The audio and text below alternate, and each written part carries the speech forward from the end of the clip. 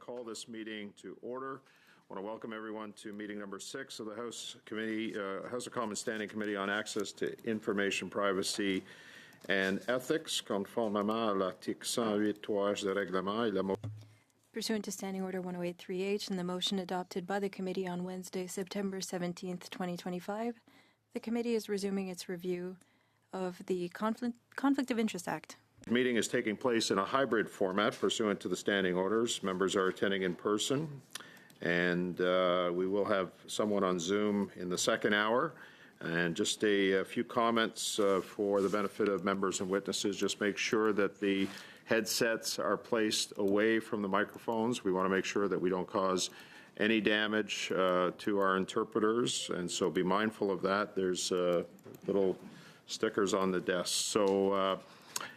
And we are going to start with our first hour today, and I want to welcome from Democracy Watch, Mr. Duff Conacher, the co-founder, also board member and chairperson of the Government Ethics Coalition. Mr. Conacher, you have up to 5 minutes for your opening statement. Ms. Church, are you raising a point of order? Yeah, just point of order, Mr. Chair. Okay. Thank you, Mr. Chair. Mr. Chair, I just had a question about the agenda. We have 3 witnesses today, but they haven't been allocated equal times during our agenda. Is it possible that we are allocating our witnesses equal time as we proceed during the study? I don't quite understand the question. We have 3 witnesses today. We have 2 coming in the second hour. Ms. Turnbull and Mr. Stedman, and then Mr. Conacher for an hour today. So it was an hour and an hour. The original intent and goal was to have 2 witnesses per hour, and it didn't end up that way. So we ended up like this. Okay, so that's how we ended up with it. Thank you, Mr. Chair. I think maybe just in future it would be good to have all our witnesses have equal opportunity to speak at committee. Okay. And they will. Certainly in the second hour they will. Mr. Seri, on the same point of order. Yeah, same point. C'est par rapport parce que moi. I understand that we don't split things by topic, but we have 3 witnesses here, and 1 witness is getting half of the time, and then the other 2 sharing the other half of the meeting. I was wondering why we didn't share the time more fairly between our witnesses. It's the same topic. It would have made sense if there were 2 separate topics, but it is the same topic for the 3 witnesses. So I wanted to know how this decision was made. In the absence of any witness lists from any of the parties, we were working on the witness list from the analysts, and so the invitations went out. Mr. Conacher was available in this hour. Ms. Turnbull and Mr. Stedman were available in the second hour, and that's how it is difficult sometimes to manage and manipulate the way witnesses are going to appear, but this is the way it's happening today. So, and just a reminder again to all witnesses or to all parties that we need that witness list by today as well if you haven't sent it in. Okay, so we're going to start. Mr. Conacher, you have 5 minutes. Go ahead, please. Thank you, Chair and Committee, for the invitation and opportunity to testify on the Conflict of Interest Act, one of Canada's most important laws for ensuring democratic good government. I will make my presentation today mainly in English. Il faut que je pratique mon français beaucoup et il y a beaucoup de termes techniques. I need to practice my French, and it's quite a technical topic. I present mainly in English, but I welcome your questions in either language. Democracy Watch is Canada's leading democratic reform, government accountability, government ethics advocacy organization. We've been operating since 1993, 32 years this week, actually. And we have 41,000 supporters across the country. I'm also here representing the Government Ethics Coalition, a coalition of citizen groups pushing for ethics reforms. It's great that the committee is holding open hearings, unlike the secretive behind closed door hearings that another House committee held in 2022 to review the MP Ethics Code. Conservative MPs and Bloc MPs, you're asking some good questions, better questions about the Act than have been asked by MPs at this committee in the past 20 years. So it's great to see that. But you are still missing some key loopholes and flaws and not cutting through the obscurities and misleading haze about the Act that the Ethics Commissioner Conrad von Finkenstein creates whenever he talks about the Act. Hopefully, Liberal MPs on this committee, you will set aside your talking points and prepared questions that the Cabinet and Research Bureau have prepared for you and actually listen and think about the seriously unethical, undemocratic, and bad government actions that are currently legal under the Conflict of Interest Act, and why long overdue changes need to be made to ensure democratic good government now and into the future. The Conflict of Interest Act and the related MP Code and Senate Ethics Code and the codes that apply to federal government employees are among the most important laws and codes for ensuring democratic good government. Unfortunately, and Democracy Watch's written submission to the committee will provide all of the details, section by section, the Conflict of Interest Act is a sad joke that, because of huge loopholes in the law, doesn't apply to 99% of the decisions and actions of the most powerful people in the government. It really should be called, because of these loopholes, the Conflict of Interest Act really should be called the almost impossible to be in a Conflict of Interest Act. The Conflict of Interest Act, which covers cabinet ministers, their staff, and top government officials, does not prevent, prohibit, or penalize conflicts of interest. So it's truly Orwellian. In fact, the Act is so full of loopholes that allow powerful politicians and public officials in the federal government to have secret investments, to secretly participate in decisions when they have a clear financial conflict of interest, and to secretly profit financially from their decisions. The Act is weaker than the rules for senators and federal government employees, and as weak as the rules for backbench MPs, which makes no sense at all. It is simply perverse that the most powerful politicians and office holders in Canada's federal government have much weaker ethics requirements and standards than the least powerful public servants. If you support the Conflict of Interest Act in its current form, and if you support the weak and in some cases dangerous proposals for amendments that the Ethics Commissioner von Finkenstein has put forward, if you support the Act in its current form or with these weak amendments, you support protecting private interests, you support politicians and public officials profiting financially from their decisions, and you support unethical and corrupt policymaking, all of which violates the public interest clearly. As the Globe and Mail put it in an editorial in June, a plan to make changes to make the Conflict of Interest Act actually effective is missing in action, MIA. The Conservatives made some promises in their election platform, but they were a bit vague and focused pretty much only on the Prime Minister's role and position. The Liberals bloc and NDP made no promises. The Globe's editorial also criticized the Ethics Commissioner's very limited recommendations in his annual report, which you've heard about from him. And in some cases, those recommendations, again, would weaken the law.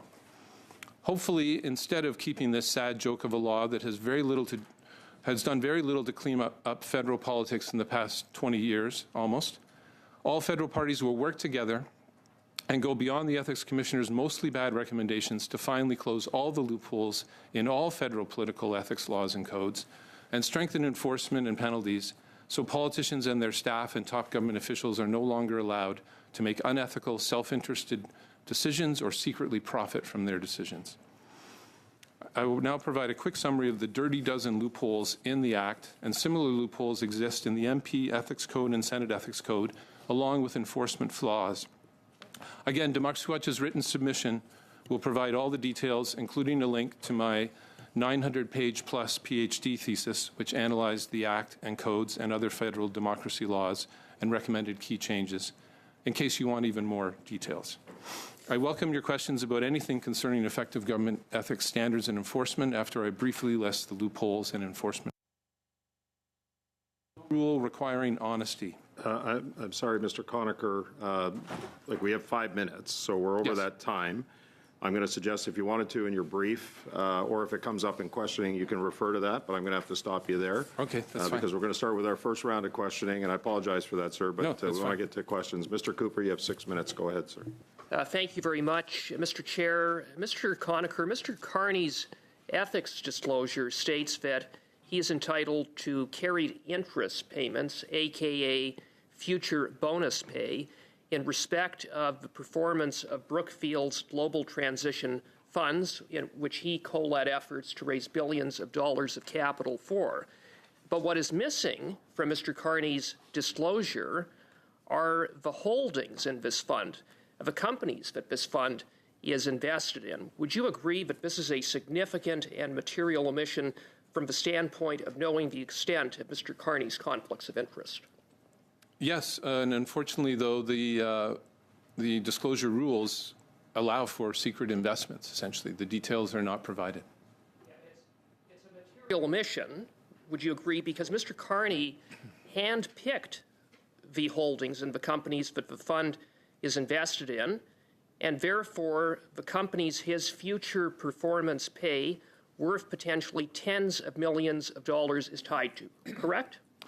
Yes, so when you have these kind of general funds, which, again, it's legal to invest in some of them and keep it secret, some types of mutual funds, the details of what you're actually invested in is known to you, but not disclosed to the public.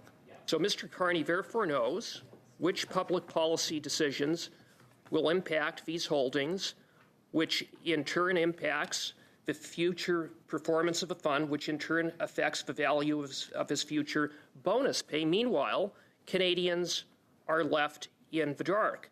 So Mr. Carney, as it pertains to his future bonus pay, is hiding his conflicts of interest from Canadians, isn't he? Yes, again, that's legal to do, and what's even worse, because of another, the biggest loophole in the Act, he is allowed to participate in decisions 99% of the time that affect his investments, because the definition of private interest in the Act says that you are not in a conflict, and the Act does not apply when you are dealing with a matter that applies generally, and 99% of decisions that Prime Minister and Cabinet Ministers and top government officials make apply generally. And so the Act only applies 1% of the time to very specific decisions.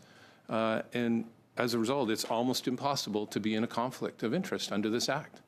And I agree with you on that point. But to be clear, just with respect to disclosure, there's nothing that prevents Mr. Carney from disclosing the companies and the holdings of these funds, is there? If he wanted to be transparent, he could simply disclose that information to Canadians? Of course, you can always go beyond what's required in terms of disclosure and also compliance. But Mr. Carney, of course, hasn't been transparent. Now, the Global Transition Funds is listed in Mr. Carney's so-called ethics screen, but given that the holdings and the companies that the fund is invested in and in which Mr. Carney's future performance pay is tied to have not been disclosed by Mr. Carney, how possibly can the ethics screen function to screen out Mr. Carney for making decisions where he has conflicts of interest? Well, the ethics screen never works because, again, of this huge loophole. So ethics screens are a smoke screen that actually violate the law because the Act requires disclosure whenever you recuse yourself, step aside from participating in a decision, discussion, or vote. And the ethics screen allow you to not do that. So you're violating the law, and what's hidden is that, in fact, you're participating 99% of the time in decisions that affect your investments because of this huge loophole, again, that you do not have to step aside when you're dealing with a matter that applies generally. And again, 99% of decisions apply generally.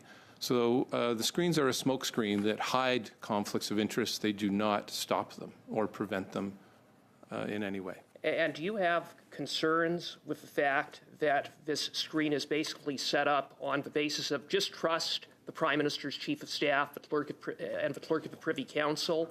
Just trust them, even though they answer to the Prime Minister, that they serve at the pleasure of the Prime Minister? Yes, very much so. Anyone who's serving at your pleasure is not independent. And I was very disappointed to hear Ethics Commissioner Conrad von Finkenstein claim that they share the same interest as the Prime Minister in terms of keeping him away from conflicts of interest. Actually, the interest they share with the Prime Minister is covering up conflicts of interest. And these ethics screens, again, were created by the Ethics Commissioner. It's a loophole that's not in the Act. It's created by the Commissioner. And tomorrow, Conrad von Finkenstein could require full transparency under that ethics screen of every single time that that Mr. Carney is actually stepping aside from a decision. And he could just impose that as part of the conditions of the screen. It's really his screen. He sets the terms of it. And what it would show, if there was transparency, is that 99% of the time, Mr. Carney is participating in decisions that affect his financial interests because the law allows for that, as the Ethics Commissioner acknowledged when he was testifying. Now, Mr. Carney has said, well, there's nothing to see here. Everything is on the up and up because I've put my assets into a blind trust. But when we look, for example, at the funds in which he has future bonus pay awaiting for him, what good is a blind trust when the Prime Minister is hardly blind to policy decisions that will impact upon his future bonus pay? Very, very quick response. Yeah, please. blind trusts are not blind at all. You choose the trustee. You also can give them initial instructions. They can give you regular updates, and you know what you put in the blind trust. But even further for Prime Minister Carney, the holdings are actually outside the blind trust. All the Brookfield conglomerate, the 103 companies, he knows that he owns them. He knows that he owns stock options in Brookfield until 2033. So he knows he's in a financial conflict of interest, and there's nothing preventing or prohibiting or penalizing it. Okay, thank you. Ms. Church, starting for 6 minutes, and I understand you're sharing your time with Mr. Sane. I'm going to give you a little extra time, too, because we went 30 seconds over on that one. Go ahead. Thank you, Mr. Chair. Thank you for being with us today, Mr. Conacher. Can you talk to me a little bit about how you see the difference between and I guess the nature of having both a Conflict of Interest Act as well as a code for members, and whether it is useful to have two separate systems governing conflict of interest for members of the government and members of Parliament? A lot of the provinces have one law, but they have special provisions for the members of the executive, cabinet ministers, their staff, and top government officials, all cabinet appointees. So even if you combine it into one law, you should have a sliding scale of accountability and standards. The more power you have to make decisions, then the higher standards you should have to meet. And so it doesn't really matter whether you have two laws or one. We also have a Prime Minister's code, separate. There used to be a code that covered cabinet ministers, the Prime Minister, et cetera. And when the Act was created in 2006, some of the key rules from the code were taken out and put in the Prime Minister's code, which has been maintained since. And they're very strong rules. You can't be in an apparent conflict of interest under that code. And it's required. There are no exceptions. There's no general application loophole like there is in the Act.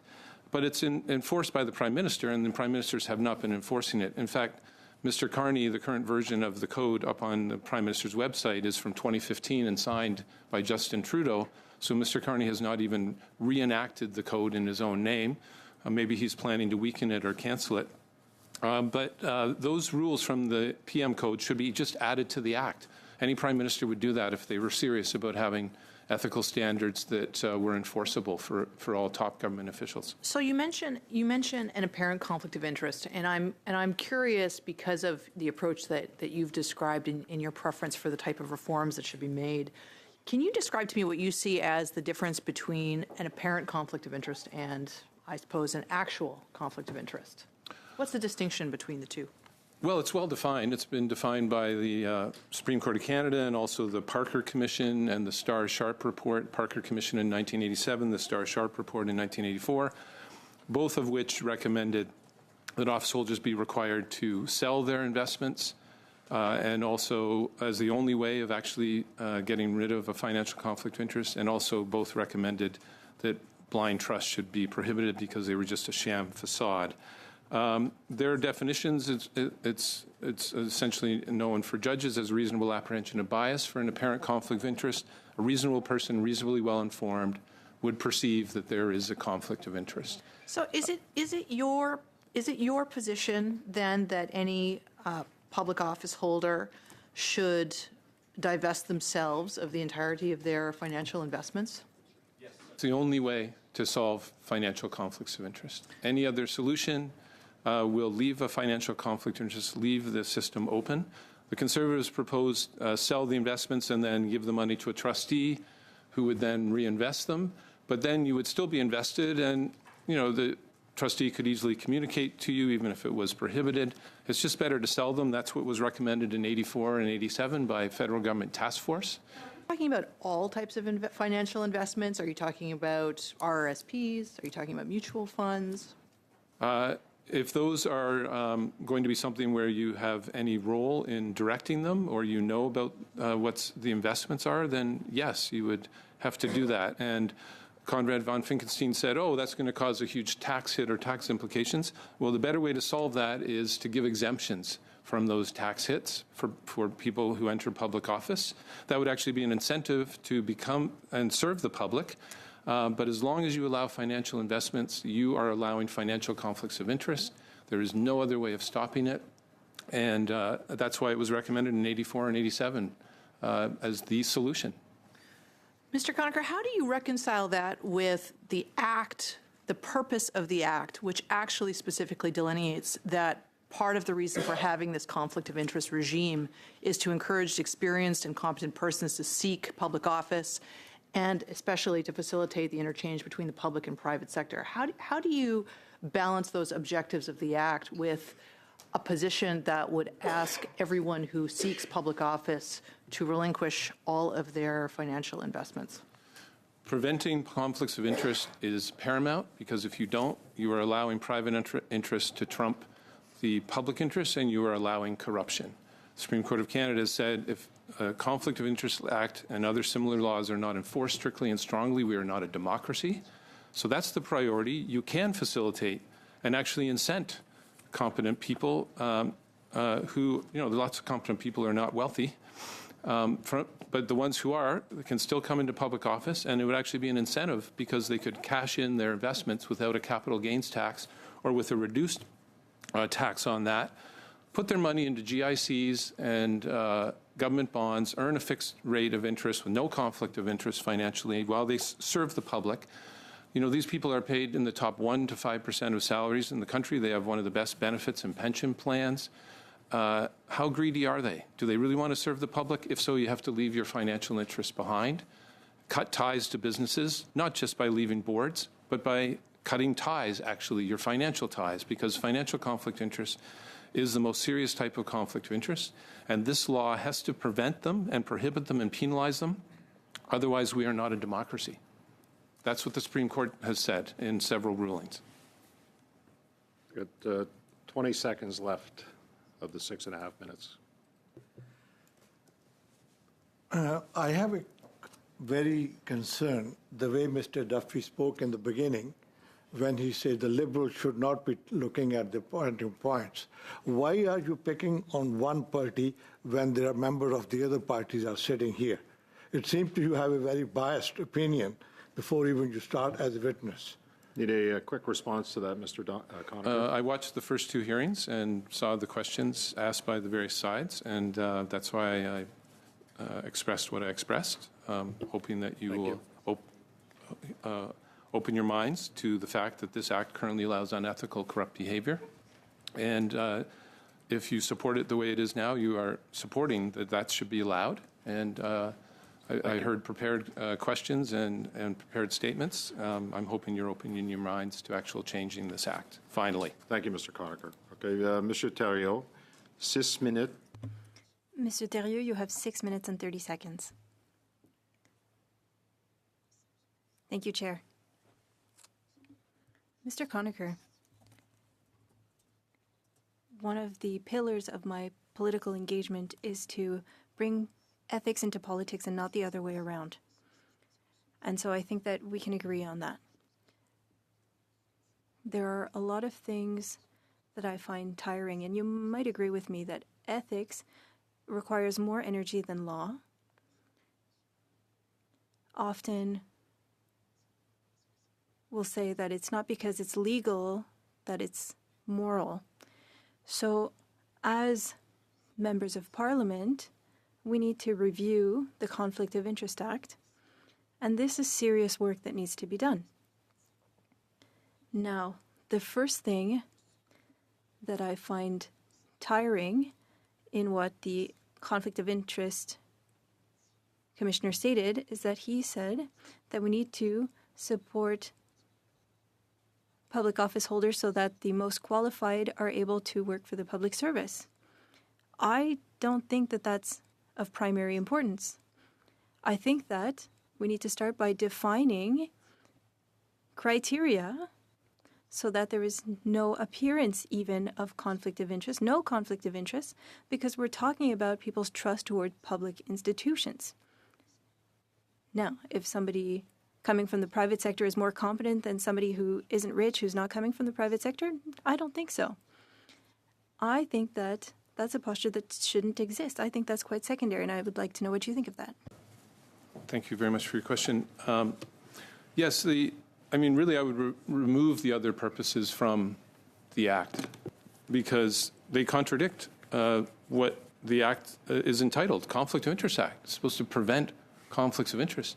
And the Supreme Court standard is that they have to be prevented to the point where the public not only perceives that the whole system has integrity, but that it actually has integrity.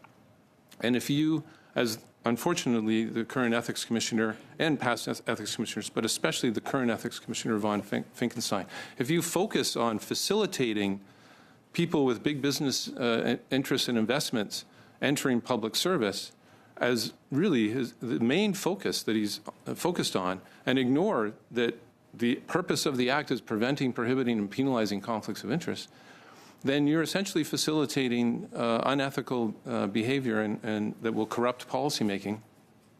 And so this Act is the Conflict of Interest Act. If it doesn't prevent, prohibit, and penalize conflicts of interest, then just get rid of it. 99% of the time it doesn't do that now.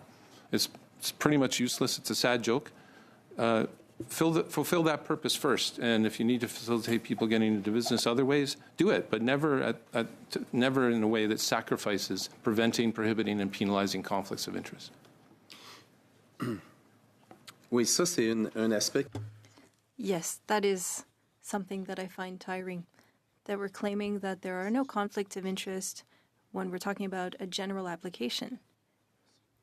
We're talking about Mr. Carney here, but that's just one case among others. This is a never-seen situation. There has never been such a significant case, and I don't want to come back on the examples that have been given, but this is a case that needs to be studied. Do you not think that there are certain profiles that are not compatible with being a prime minister? Yes, we don't actually know whether we've had a situation like this in the past because there was even more secrecy before. Certainly Paul Martin owned a shipping company and had many other investments, and we don't know the extent of them. But we do know the extent to some degree in this situation. And when it's the Prime Minister, you have another problem, which is all cabinet ministers and all cabinet appointees and staff serve at the pleasure of the Prime Minister. And so when they have these conflicts of interest, does the cabinet not share those conflicts of interest also? And how do you escape them? Again, that's why the only solution is divestment, actual divestment, not these sham blind trusts that are not blind and ethics smokescreens that just hide conflicts and don't prevent them. And so, for the Prime Minister, it's even more important because of the Prime Minister's power over other public office holders who, again, all serve at the Prime Minister's pleasure. Il s'agit pas ici. Here, we're not only focusing on the Prime Minister. He has been elected, but he was elected and in a system where there is legislation with a bunch of loopholes. We don't want this to happen again. There needs to be a choice. Either you become a prime minister or you don't, where you wouldn't find yourself in this situation with conflict of interest. In this case, he has Brookfield, there's C5, and we have to rebuild Canada because of the tariff wars. And once we deal with CUSMA, there's no longer an issue. And so these investments just so happen to benefit him. So the blind trust, he might not know how much he has to gain, but he knows that he will be making gains. So is that screen sufficient? And if not, what would be sufficient? Should there be the commissioner's office that follows up periodically on the way that the two people under Mr. Carney manage that ethical screen? I mentioned I need a that, quick response, Mr. Conacher, that please. tomorrow the ethics commissioner could say full transparency about how this ethics smoke screen is working. Every time you're stepping aside, you have to disclose it, which is what the Act says and requires. And then get rid of the smoke screen and let's have transparency. What it's going to show is it's going to show that the general application and broad class of persons loopholes mean that Mr. Carney is never stepping aside. He's taking part in all sorts of decisions that affect Brookfield and other companies he's invested in. Okay. Thank you, Mr. Conacher. Merci, Monsieur Thériault. That completes our first round. We're going to go to the second round. I am sticking on time. We're going to start with Mr. Hardy for 5 minutes, followed by Mr. Sarre, but we are going to be on time for each line of questioning. 5 minutes. 5 minutes, Monsieur Hardy. Merci beaucoup, Monsieur. Thank you, Mr. Conacher, for being with us. 32 years dedicated to ethics. I think that's very honorable. I'll start with my first question. Do you believe that the Prime Minister's investments are causing an ethical problem? I think that I know the answer, but I would like to hear you speak to this ethical issue. Votre question encore, parce que Can you please repeat the question? ne fait pas rien. My earpiece wasn't working. Do you believe that the Prime Minister is in a clear conflict of interest, whether it be appeared or a real conflict of interest? Prime Minister, pretty much any time he's making a decision that affects businesses in Canada, is in a financial conflict of interest. Est-ce que vous pensez qu'on a présentement une... Do you believe that we have a structure in place in order to deal with such a level of a conflict of interest? Do you believe that the Ethics Commissioner is sufficiently equipped to deal with this unforeseen situation? No, the Ethics Commissioner has recommended expanding the number of secret investments you can have. He views an investment in an ETF, because you don't control it, to not be a financial conflict of interest. Of course it is.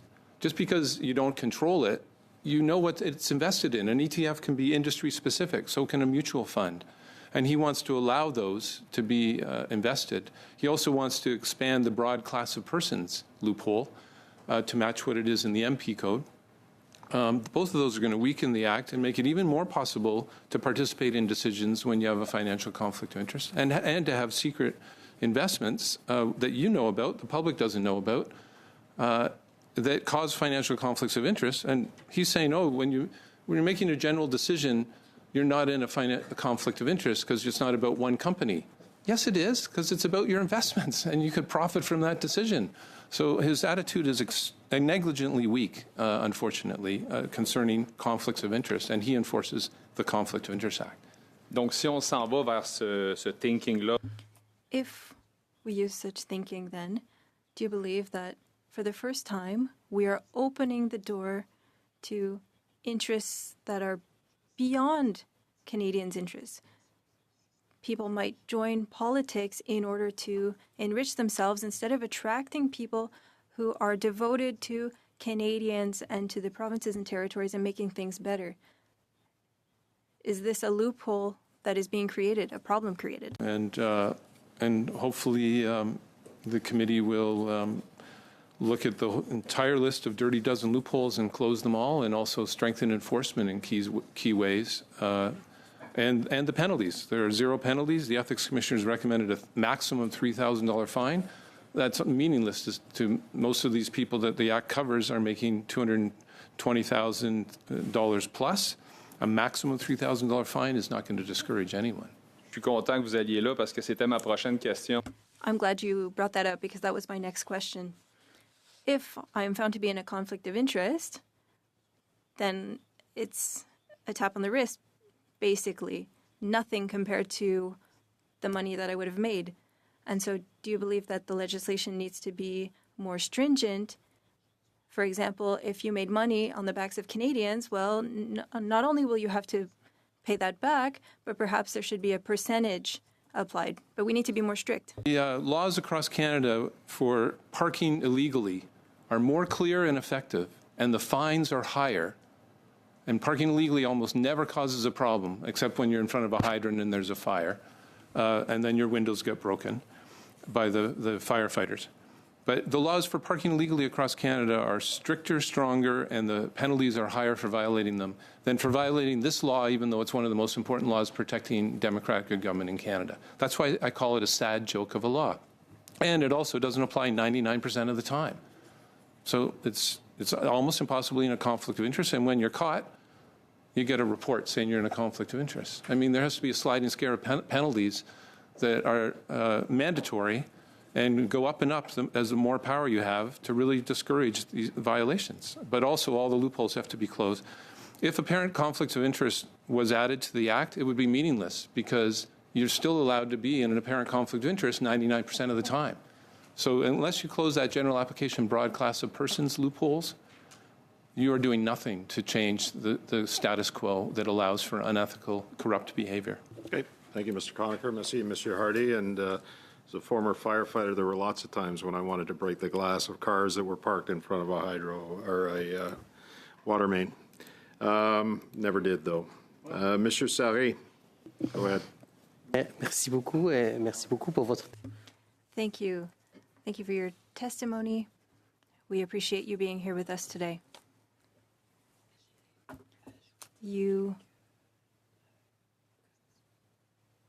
It was very interesting to talk about parking legislation, and people don't follow that and don't follow lanes for buses. And anyway, moving on, I heard your testimony, and we talked about removing the appearance of a conflict of interest. Can you please respond by yes or no? Can we eliminate the appearance of a conflict of interest? L'apparence de conflit d'intérêt. The appearance of a conflict of interest. Perception standard, so it is subjective. But you do have an enforcer of the law who would be making the decision as to what a reasonable person, reasonably well-informed, would view, how they would view the situation. And so the ethics commissioner would be the one drawing the line. And it does exist in British Columbia as a standard in their Conflict of Interest Act for members of the BC legislature. Oui, mais c'est une norme ou une décision qui... Yes, but this comes with a perception, and you mentioned this. I would like to come back to the language that we're using, because we're in technicalities and you are an expert in the field. We talked about the exception of general application rules, and it's often used as a loophole. So we can look at financial interests, but you're an expert. So what language would be operational and less subjective? What could be used instead? Est-ce que je peux... Nothing. Une seconde, on a... Oui, This is not working. This is not working. okay. Peut-être quelqu'un I'm qui a- getting We're going to take a nothing. time out here. We'll figure out I'm having what's difficulty going on. even just hearing. Got the technician. J'ai arrêté le temps, Monsieur Sarri. I stopped your time, Mr. Sari. Okay, okay. So we're just going to make sure that everything is working.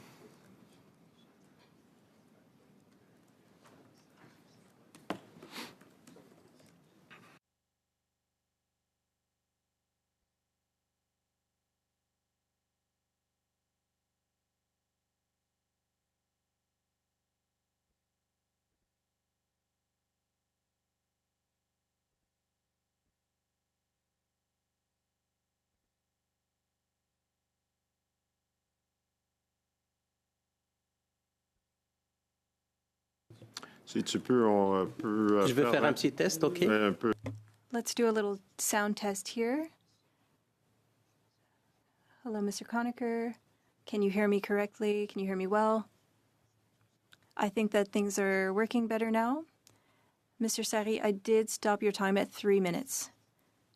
I'm sharing my time with Ms. Lapointe, so I want to be able to ask my question and then I'll give her the rest of my time. I had Ms. Lapointe, who was last on the speaking list, so then we won't split the time. So there were general application measures, and that is often seen as a loophole, as you mentioned. And so what wording could we use that would be precise and operational? What would you recommend so that we could no longer neutralize the definition of different investments?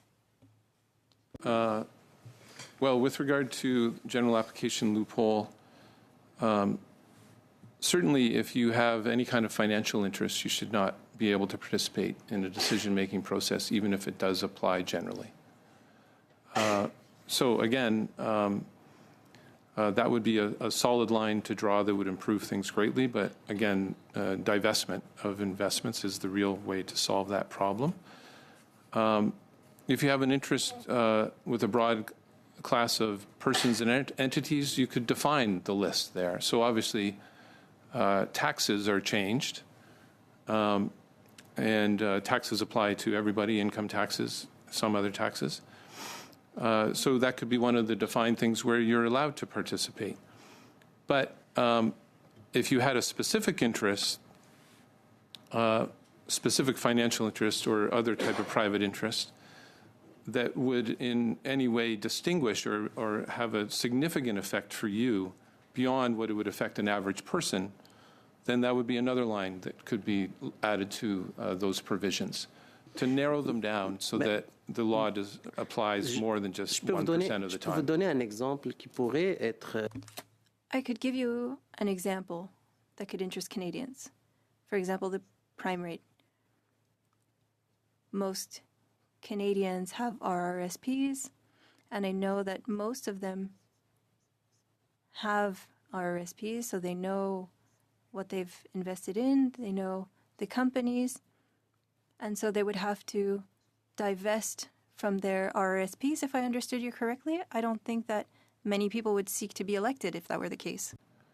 Well, they would if they had an exemption from the tax implications of doing that. And then they could invest in GICs, government bonds, for while the time period they're serving the public, which would give them a fixed percentage return.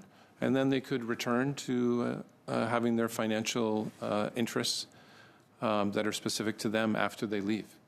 I don't see any problem with that. If good people want to serve the public, they should be happy to leave while they're serving the public their financial conflicts of interest and set them aside effectively. If not, then they're essentially saying, I want to have the opportunity, which the Act currently allows, to profit from my decision-making and my role as a person serving the public. I want to serve myself just as much. You don't want people like that in office. You want good people who want to serve the public. Thank you, Mr. Conacher. Merci, Monsieur Sarret. Thank you, Mr. Sari. We have 15 minutes left. Mr. Thériault, if you would like 5 minutes for your questions, and then followed by the Conservatives and the Liberals. The floor is yours. Recusal. Let's say that it happens 1% of the time. Recusal itself, in the case of the ethics screen that the commissioner implemented, so it's managed by the clerk of the Privy Council, chief of staff, that recusal is not the same recusal of a simple minister. We're talking about the prime minister here who has hired these people. Do we really believe that people around the table are going to make a decision that goes against the interest of the prime minister? It's problematic. It's lacking. A minister might have a conflict of interest because they have a company that participated in a call for tender or made a submission, but the Prime Minister is in the room. And if he believes that there is a conflict of interest, and to protect from the appearance of a conflict of interest, well, it won't happen. But in this case, we're talking about the person who makes all decisions, all political decisions. He just arrived, and he just implemented a whole hallway of potential conflict of interest. Should we not be more stringent regarding the position of Prime Minister? What is recusal even worth? Yes, it is a difficult problem when it is the Prime Minister because of the number of people that serve at the Prime Minister's pleasure. And even if the Prime Minister recused himself, people would know what his interest is, mostly because of the disclosure. And would they go against him? They're in a conflict of interest when doing so because they serve at his pleasure, which means serving to please him. He's the boss in the situation. And hopefully sometime in the future, we'll be able to say she's the boss. So that's why, again, the solution with investments is actual divestment, selling them.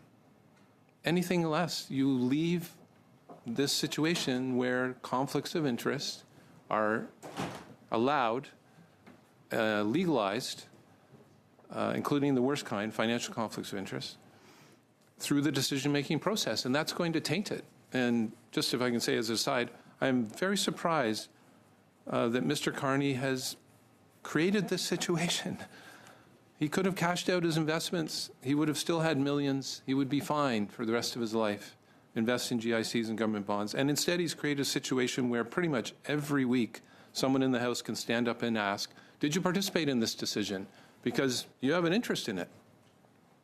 And why would he want every single policy and decision that he's making be tainted by this when he could have easily removed the problem in the only effective way that it can be removed, as again was recommended by a federal government task force in '84 and in '87, and ignored ever since. Oui, vous parlez de... You talked about the Parker Commission and the Star and Sharp Task Force.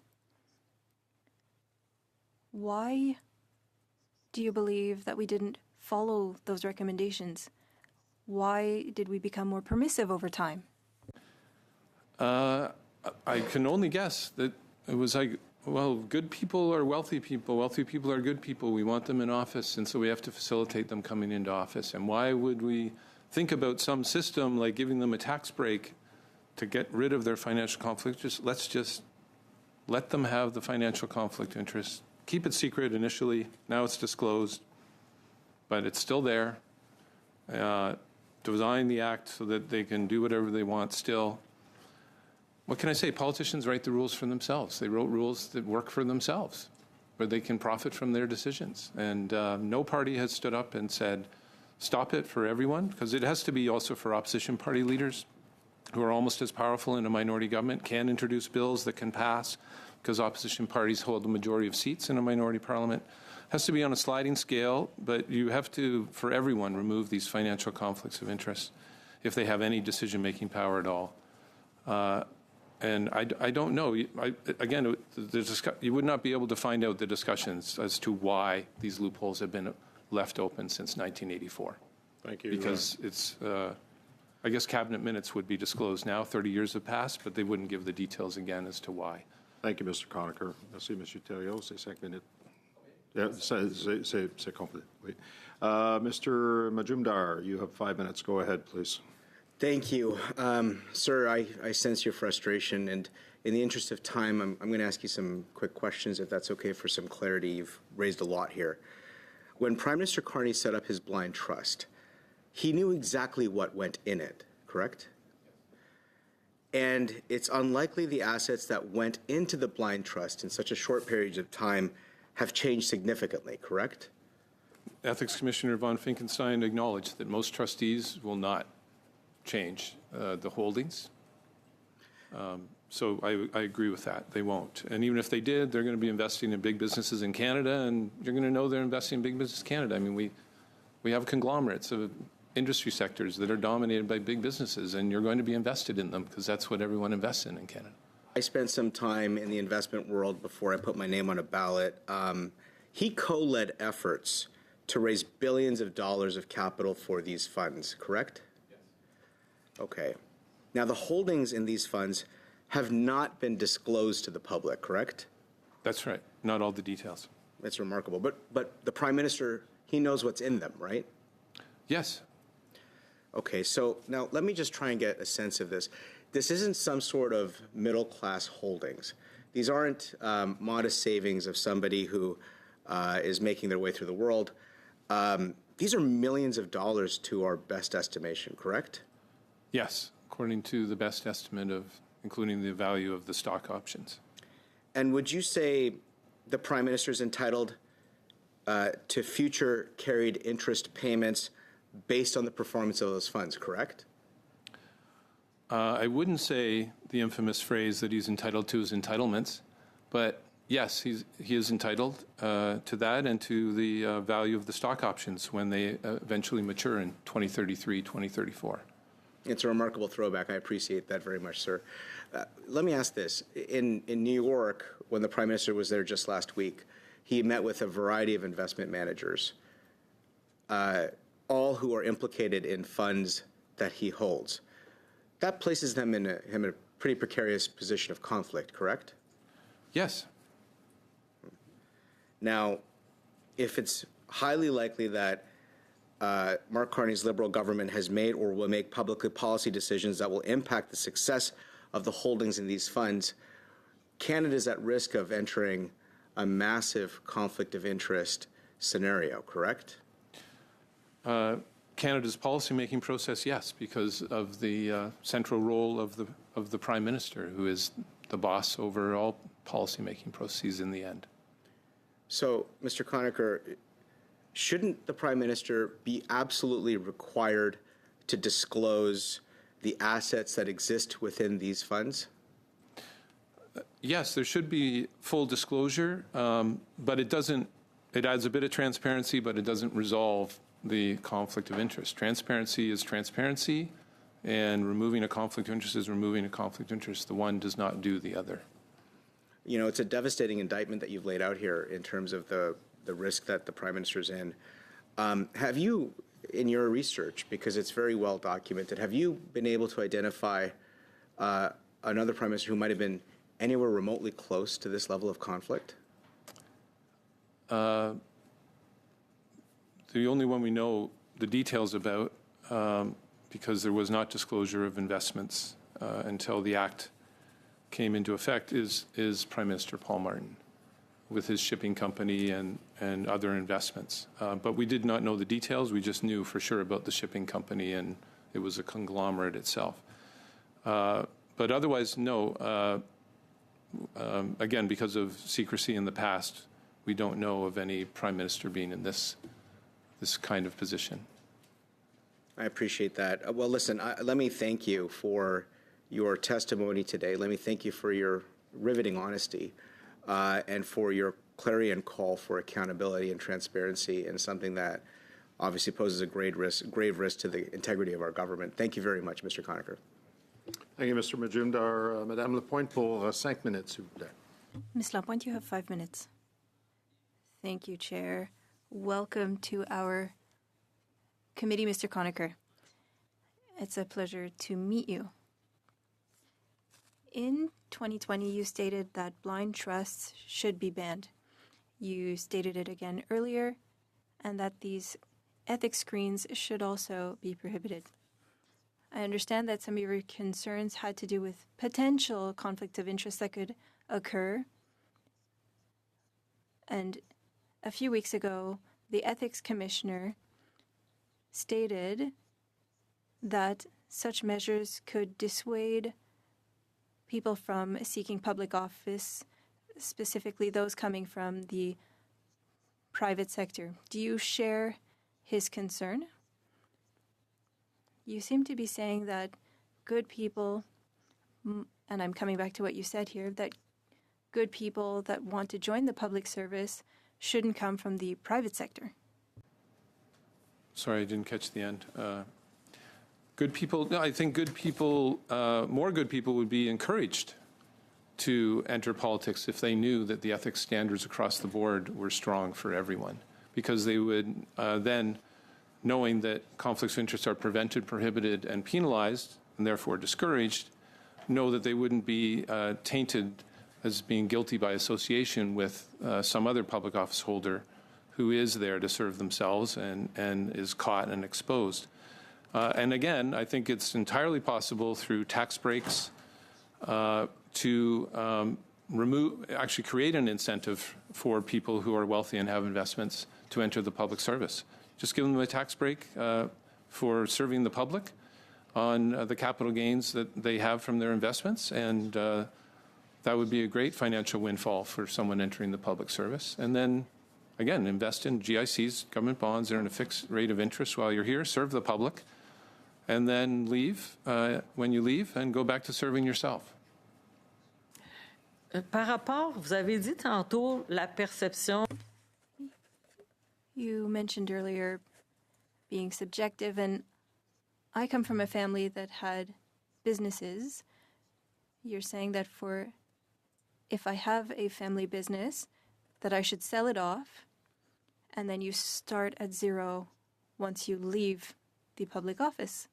I find that very difficult, that you're suggesting that everyone has bad intentions as soon as they seek to be elected. I'm sorry, I've never said that everyone has bad intentions. What I've said is you need to have a system that prevents, prohibits, and penalizes conflicts of interest. A system that the public will have confidence, perceives that it has integrity and actually has integrity. There would be an exception. Thank you for that, pointing this out. As the Parker Commission set out, for a family business, no, you would not have to sell a family business, but you would have to recuse yourself whenever you're in the appearance of a conflict of interest concerning that family business, with no exception, no general application exception, no broad class of persons exception. That's what Justice Parker recommended, because, of course, you can't penalize your entire family by forcing the sale of a family business just because you've decided to enter a public service. But otherwise, in terms of investments in shares and other financial instruments, the rule should be a divestment, again, as the two federal government task forces that have been set up to look at this issue in the last 40 years both recommended. Merci. Ben, je vais continuer un peu là-dessus parce que je crois. I believe that the House of Commons is more valuable when it includes people from different backgrounds and different experiences. If we want to attract this variety of people, well, we need to have ways to do that. Now, with all of the experience that you have, 32 years of experience, what country would you look to for conflict of interest rules that we could examine? Actually, it's to international standards. As I mentioned, politicians write the rules for themselves worldwide and generally have written rules that facilitate this kind of financial conflicts of interest. But the international standards that Canada signed on to under the United Nations Convention Against Corruption state that conflicts of interest need to be prohibited, prevented, and penalized. So you don't have a law that does that now. You know about it. MPs have known about it for 28 years, first time it presented on this. No one's done anything about it. And you look at the polls that show that only about 20% of Canadians trust politicians, you shouldn't wonder why. You know a law allows for financial conflicts of interest and unethical activities. All the federal parties have known about it for 28 years in detail, and they have not closed any of the loopholes. In fact, they've increased the loopholes. Why would the public trust politicians when L'autre they jour, know on that avait they're leaving these suggéré kind la of loopholes? Tanzanie. We had heard Tanzania suggested. Is that not is that not a country that comes to mind? There are some countries that have put in place certain standards, but not the complete and not very specifically focused on the loopholes that are in our law, which are specifically designed, this idea of the ethics screens and things like that. Those are Canadian creations. And so the reforms that we need to implement in Canada need to be designed to close the specific dirty dozen loopholes in our law. Thank you. Thank you, Mr. Conacher. Merci, Madame Lapointe. Mr. Conacher, I have one question, and it relates to something that Mr. Majumdar asked, and I can only cite this example because over a period of a week, the Prime Minister said he had met with institutional investors, investment bankers, and community, both in New York and London. Now, as you are aware, the Prime Minister has 103 declared conflicts of interest. He was asked who he met with, but he was rather evasive in that response. Do you believe that Canadians have the right to know, given the scope and scale of the conflicts of interest that the Prime Minister has declared, that Canadians have the right to know who he met with, the reasons why, and for what reason? Do you think that? Yes, even if there weren't these scope of conflicts of interest, I think that the public has a right to know what public officials are doing on the job, including who they're communicating with in detail. But especially when you have financial conflicts of interest, which again are the worst type of conflict of interest, that you need full transparency. And I'd suggest it as well for the ethics screen, how much more transparency could be added tomorrow by the ethics commissioner if the ethics commissioner was taking the issue of financial conflicts of interest seriously. Okay. Thank you, Mr. Conacher. That concludes our first hour of testimony. I want to thank you for being here today. We're going to suspend briefly. I understand Mr. Stedman is online and ready to go. And I see our other witness is here as well. So we're going to suspend for a couple of minutes and prepare for the second panel. Thank you.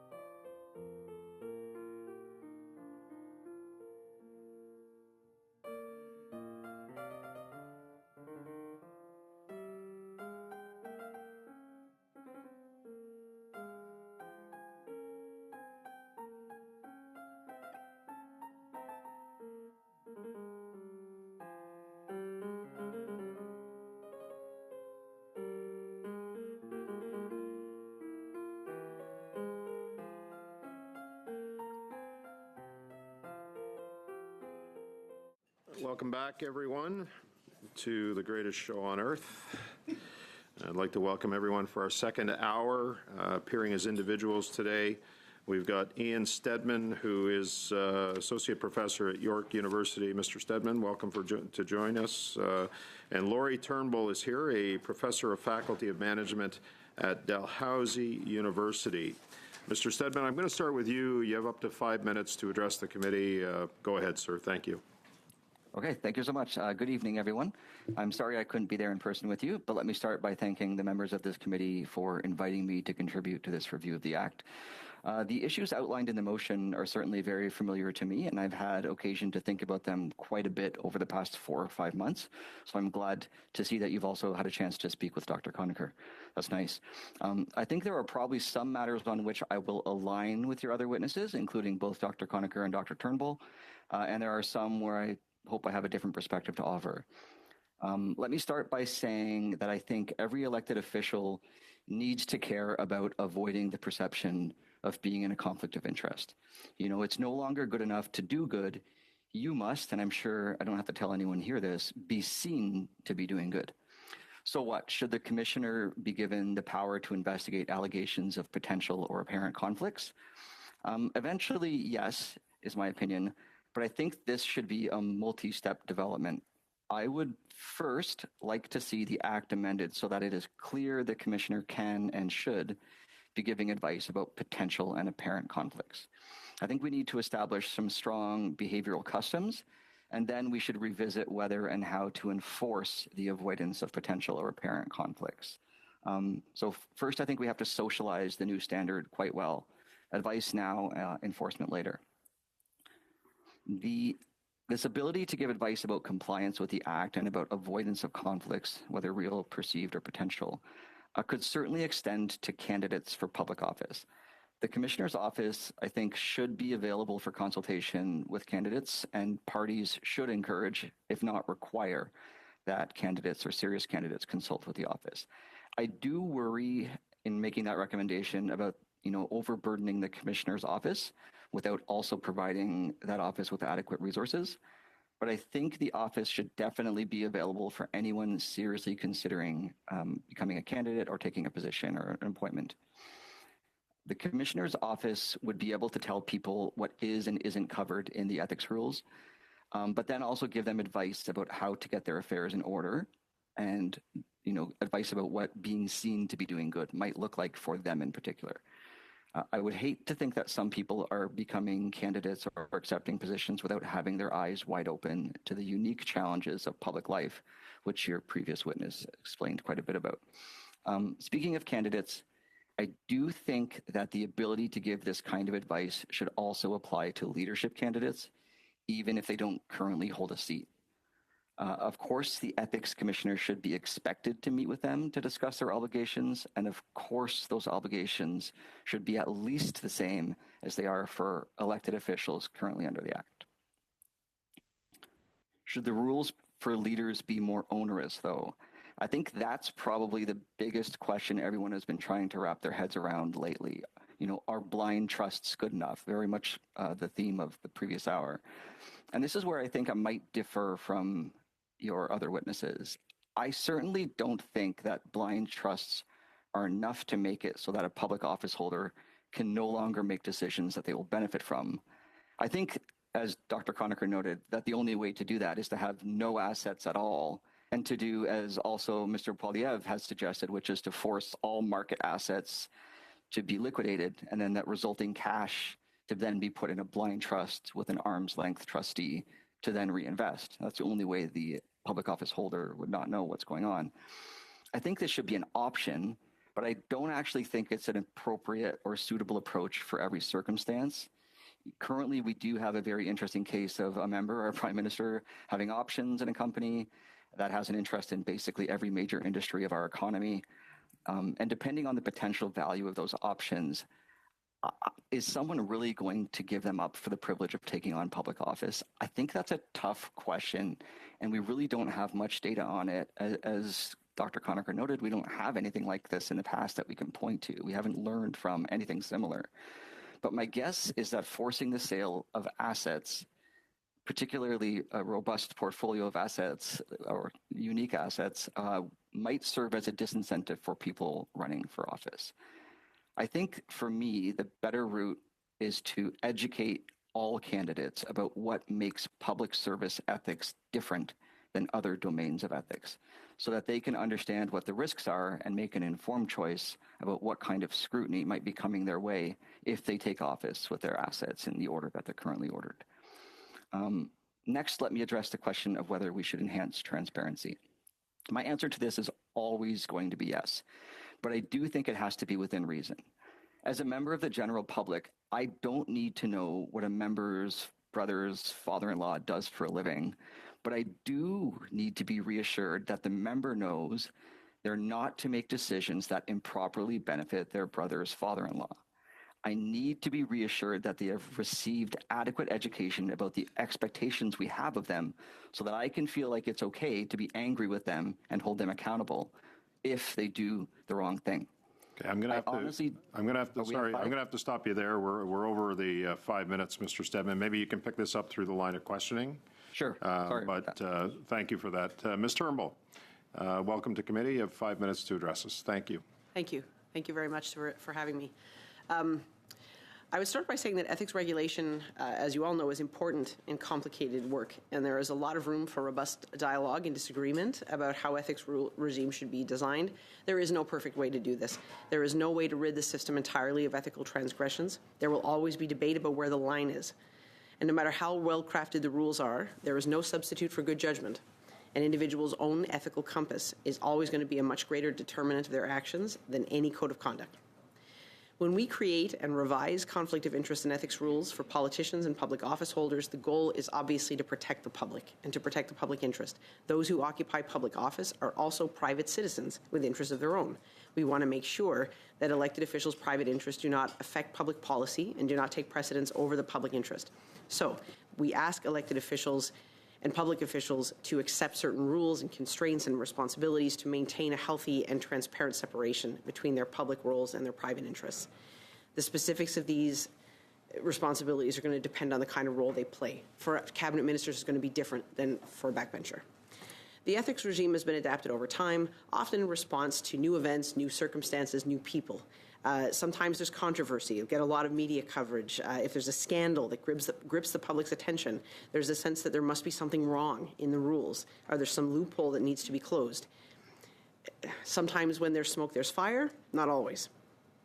All public office holders have their own personal circumstances that interact with the ethics regime in unique ways. Some people have fairly straightforward financial portfolios and likely wouldn't need an ethical screen even if they held the highest public office. Other people have significant financial holdings, or they have had leadership roles in the private sector, which could result in the need for a more in-depth effort to separate out their public responsibilities and the private interests. Others still have relationships as opposed to financial circumstances that give rise to a sense of conflict of interest or potential impropriety of some kind. We tend to focus on finance when we talk about conflict of interest, but sometimes social circumstances can also cause the public to be concerned about whether or not people are acting appropriately. I'm going to try in a couple of minutes to address some of the issues that the committee has been talking about in recent days. First, I think I understand the concern about blind trusts. The problem, I think, is that the public office holder is not completely blind. You know what you own when the thing goes into a blind trust. The public is blind, though, because the specific circumstances of blind trusts and ethical screens are not available to them. They get the general, they don't get the specific. There are trade-offs, obviously, between the public's right to know and the individual's right to privacy when it comes to their financial holdings and that of their family. It's not a small thing. Overreach with respect to disclosure and asset management could deter some people from holding public office. I think that's important. I don't gloss over that. I think it's very important. It is important to remember that ethics regimes exist to enable people's participation in politics, not to make it impossible, not to make it undesirable. Access to political office, as you know better than I do, is important. We want to make sure that that's real. Questions have been raised about whether ethics rules should apply to leadership candidates. Leadership contests are run by political parties for the most part, as you know, with Elections Canada having an oversight role when it comes to the flow of money, because there's limits about what you can give, how much you can give, and who can give. Fine. In other words, this is not the Wild West. It's not totally lawless. I think that to expect leadership candidates to disclose their assets would be to place an undue burden on candidates who at that point are private citizens, unless they are elected or members of cabinet already, in which case they are subject already to an ethics regime.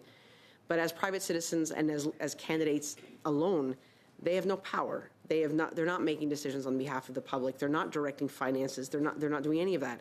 So disclosure requirements at that point would have no public purpose and serve no public value. However, if you're looking for a loophole, and just if that's the case, this sort of thing doesn't keep me awake at night. But if it does, there might be a loophole here, given the fact that opposition party leaders are not subject to an ethics regime in the event that they are not part of the executive.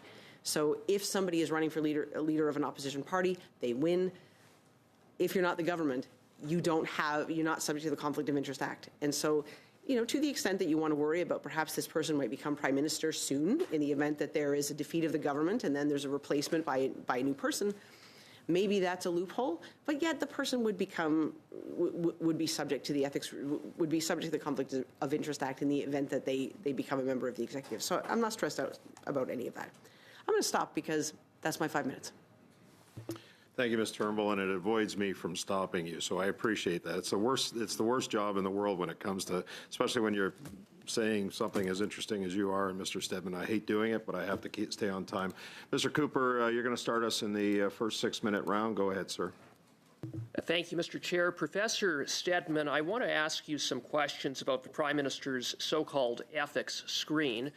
This so-called ethics screen encompasses 103 different companies, including Brookfield, companies that engage in everything from energy to ports to transport to infrastructure to fishing, you name it. These companies are involved in all manner of activities that touch upon federal public policy and decisions that the Prime Minister could be involved in making. Are you aware of any ethics screen that has been put in place that is as vast as the one put in place in respect of Mr. Carney, given the vast number of potential conflicts of interest that he is involved in? The easy answer, no. There's no way I've ever heard of anything quite this broad. Thank you. This so-called ethics screen is being administered by the Prime Minister's Chief of Staff and the Clerk of the Privy Council. Given the large number of companies captured by the screen and the large number of potential conflicts of interest involving Mr. Carney, do you have any concerns about the practicability on a day-to-day basis of these two very busy people properly and effectively screening out conflicts of interest from the Prime Minister? Yeah, absolutely. And I've been quoted on this several times when the election was happening. I have no idea how they're going to be able to screen for all of these things and continue to do their job at the same time. I wonder if there's some sort of automated process that they have in place. I've said several times it would be nice to know more about how they're going to operationalize this actual screen. I don't think that we have any information about how they are actually managing to do this. No transparency. And pursuant to the ethics screen, just to be clear, Mr. Carney may still participate in discussions and make decisions affecting these 103 companies on most matters, even where he stands to personally and financially benefit. Isn't that right? That's correct. It's the disproportionate clause that comes into his screen that I've also commented on as being unique and something that we should learn more about. And I think that came up with your previous witness, too. And speaking of the disproportionate clause, that is language that is not found in the Conflict of Interest Act, is it? It is not in the Act, nope. And it's not defined in the ethics screen, is it? Not in the screen, no. It's the kind of thing that the trustees are, I suppose, supposed to figure out. It would be nice to know how they've defined it so that we could, as a public that's interested in knowing more, also really going to be play along. It's going to be really left to the Prime Minister's Chief of Staff and the Clerk of the Privy Council to interpret on a case-by-case basis whether there is a disproportionate interest or not. Is that right? That's my understanding, absolutely, yeah. And so here we have an ethics screen that is unprecedented in scope, administered by two of the busiest people in government, making decisions as to what the Prime Minister sees and what he doesn't see based upon an ambiguous proportionality standard. In the face of all of that, what assurance do Canadians have that this so-called ethics screen is working? Trust and faith. I'm not sure you have any sort of documented assurance in any way whatsoever. You just have to hope that we put someone in public office who acts with integrity at this point. And so, just to pick up on that, you can't point to any tangible proof, documents, disclosure, public filings that would prove to Canadians that the screen is working. That just doesn't exist. There are no chances. There's no evidence to suggest, we have no evidence demonstrating that there's actually been a decision made with respect to the screen, period. It's just not something that there's a public, reporting mechanism for. Now, can you understand why Canadians would be skeptical about the effectiveness of the screen in light of all of the issues that you have identified, coupled with the fact that it is being administered by two people who answer to and are beholden to the Prime Minister, including his Chief of Staff? I am equally skeptical. So yes, I can understand why the public would be. Now, you spoke about transparency, the need for the Prime Minister to, at the very least, be transparent about how the ethics screen is working on a day-to-day basis. Am I correct? Yes. And we've seen really no transparency. Is that fair?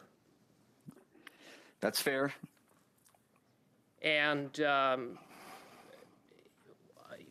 Prime Minister just on the weekend met with investment leaders and business leaders in London and in New York. When he was asked, who did he meet with? What companies did they represent? He didn't provide an answer. So we don't know if these companies are connected to Brookfield or any of the other companies that are subject to the screen. We don't know anything about what those discussions are. Should Canadians be concerned about the Prime Minister not coming forward and disclosing that information? Shouldn't he? There's no obligation to. The question is whether there should be a moral standard to do so. There's no legal standard to do so. It does raise the question of whether or not we could go back and meet with the commissioner and talk about whether this screen is robust enough and has enough detail in it about how it should be implemented. In the interest of transparency, you spoke about transparency. I would submit, consistent with that, it would be the proper and correct thing to do for the Prime Minister to disclose that, wouldn't it be? That would be consistent with being transparent. There's a moral argument to be made. I agree. Okay. Thank you. Thank you, Mr. Cooper. We have prochaine intervention. We have Mr. Sari next for 6 minutes. Thank you, Mr. Chair. Thank you, Dr. Turnbull. Thank you for your testimony. It was very interesting. Thank you to Dr. Sedman as well. I would like for us to talk about this total independence. Institutions need to have that real independence, the ability to have commissioners that are named. What appointment model should we have? A short list from different parties? What process should we have to choose our commissioner? Thank you. Thank you very much for the question. This is a really interesting question because I think the ethics commissioner's role can very easily become mired in political and partisan back and forth and claims about whether someone has acted with integrity. Obviously, they can be highly political and partisan things. And so it's really good if there is some agreement among the parties about who the person is.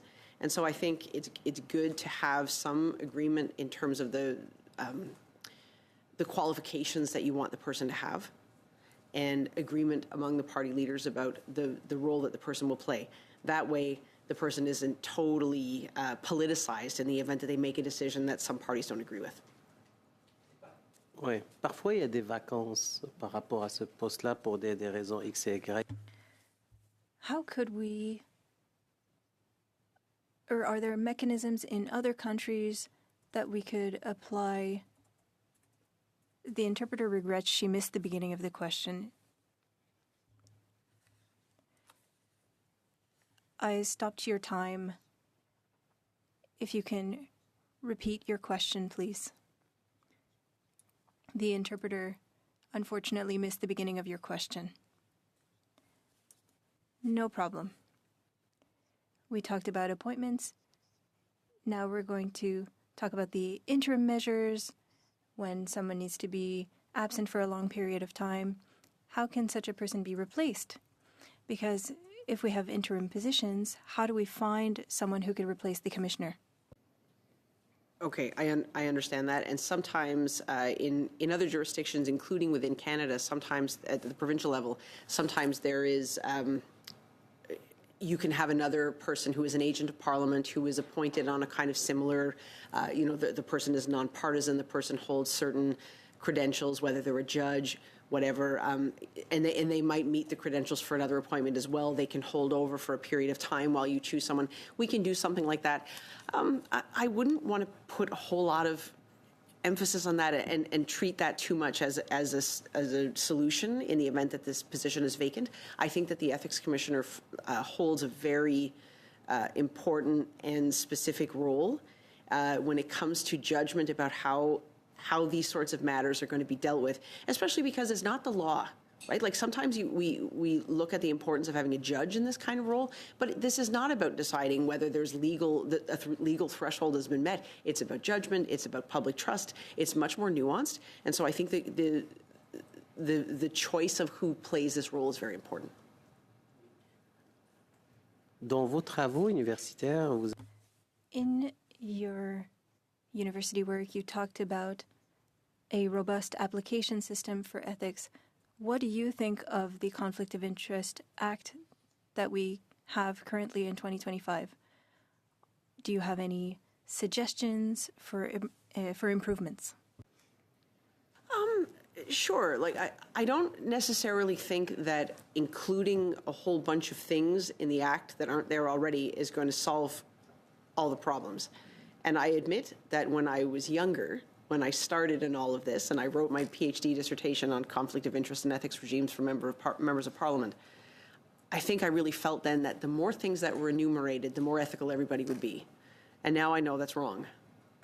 Now I know that actually there's not much you can do to force somebody to do what they're not inclined to do. You can't force someone to be ethical. You can't force someone to make the kinds of decisions that the public is going to trust. It's a judgment call on that person's part. Of course, there are things like bribery, fraud, breach of trust that are in the conflict, that are in the criminal code. That's a different level. But ethics is specifically a kind of non-legal but very important space in the relationship between elected officials and the public. J'ai une question. I asked a question to the previous witness, and I would like to ask it to you. Eliminating the appearance of a conflict of interest, is this a goal that is attainable? If we want to have an ethics code, are we democratically open then to Canadians? The piece around the appearance of conflict, I think, belongs in the code, not in the law. So those of us who spend a whole bunch of time thinking about the regulation of ethics can spend time distinguishing between soft and hard approaches to ethics regulation. A soft approach is a conflict of interest code where the language is often aspirational. We want public officials to achieve the highest ethical standards. Your behavior should be beyond reproach. You should be living at a kind of level that is above your typical citizen level, right? Like it should be really beyond reproach because you have a very special responsibility in terms of protecting the public interest. Therefore, sometimes people talk about the smell test. That's kind of what's there, right? Your behavior should also always pass the smell test. Try enforcing that in a law, it's a different thing. I think that the appearance of conflict of interest is problematic. It can cause a trust problem with the public. There's reason to enumerate that in a code. Enumerating into a law starts to create problems in terms of back and forth around whether there's really an appearance. How do you like get into the legalities of that? If you're going to start fining people in terms of administrative monetary penalties, that's messy to me and it misses the point. Thank you. Thank you, Ms. Turnbull. Merci, Monsieur Sarrier. Mr. Thériault. Thank you, Mr. Sarrier. Mr. Thériault, you have 6 minutes. Professor Turnbull, does ethics require more than law? Yes, because I think the threshold around the public's expectation about what it means to be ethical is not going to be met by compliance with a law. The public expects more than that. And that's why we have ethics rules in the first place. We didn't always have an ethics regime. We didn't always have a code of conduct for members of parliament. That's just been in the last 20 years or so. I think that it's because sometimes even when people act in accordance with the law, there's a sense that, but yeah, it's still not right, right? Like it's still not enough for the public to feel like I trust you with my money, I trust you with the policy decisions that are going to affect me and my family. And so it's very important, I think, that ethics and law are not the same thing. On dit c'est pas parce que c'est We can say that it's not because something is legal that it's moral. We now need to review the legislation. Professor Stedman talked about the fact that we are dealing with a very particular case that we haven't seen before, and that is the situation of the current Prime Minister. I think that we can agree objectively. I'm not playing politics when I say this. Ethically speaking, and this comes back to what Mr. Stedman said, it's not only about doing good, it's about the perception of doing good. And so what would we need to do in order to reach that goal? What would you propose? What can we do? Because you stated that it might not be with the legislation. And so what would you propose? And if you can also answer this following question, what we have now, is it sufficient given the case that we mentioned about the Prime Minister? So there has been a lot of attention, I think, paid to the Prime Minister's pre-political life. He comes to this role, it seems very quickly, right, where all of a sudden the former Prime Minister steps down, there's a leadership race, all of a sudden Prime Minister Carney is the Prime Minister, it happens very quickly. And the public didn't get, I think, a whole lot of time to get to know him necessarily, but what they are left with, what they know about, is his role in the private sector and the kinds of things that he did, the kinds of offices he held, and a little bit of information about what his financial holdings look like, and now he's had to put that in, kind of put that in public in a certain way. I don't necessarily know, I don't know that the ethics regime is not able to handle that. His case is unusual, yes, and the kinds of holdings he has, the kinds of positions he's held, of course those things are unusual. I suspect that's probably what contributed to his political success in the first place, but he's an unusual case where he's got a much longer list of things he has to recuse himself from, put up a screen about, put in a blind trust. He's in a bit of an unusual case. But the point of the ethics regime is to be able to enable his participation, as is anybody else who has been successful in the private sector. Mais est-ce que c'est suffisant? Parce que But is it enough? Because some experts have told us, for general application, there is no issue with the perception of conflict of interest or real conflict of interest. Is it enough? What should we do? We think it's not enough. I mean, if the public has an issue with it, they'll let people know. I don't get the sense personally that there's a widespread sense that the Prime Minister is in public office for the wrong reason. If he really cared about money all that much, I suspect he would have stayed in the private sector. I suspect he's leaving money on the table by being in the role he's in.